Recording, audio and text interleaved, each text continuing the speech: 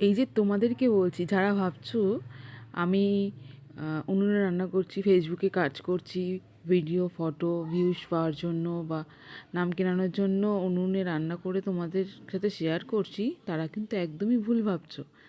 আমি কিন্তু উনুনে আজ নয়, আমি বরাবরই রান্না করতে ভীষণ ভালোবাসি, আর সেটা উনুনেই।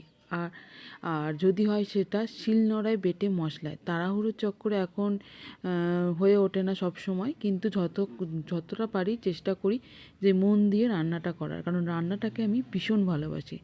14 পার করে 15 ছুঁই ছুঁই সেই বয়স থেকে আমি রান্না করছি। পড়াশোনার পাশাপাশি কিন্তু রান্নাটাও চালাতে হয়েছে আমাকে, কারণ মা আমাদেরকে পড়াশোনার জন্য বাইরে কাজে যেত। এই জন্য আমি যেহেতু বাড়ির বড় ছিলাম, পুরো কাজটা কিন্তু আমাকেই সেরে তবেই স্কুল কলেজ, এমনকি এইচএস মাধ্যমিক পুরোটাই করতে হয়েছে। তো আমি কিন্তু ভিউজ বা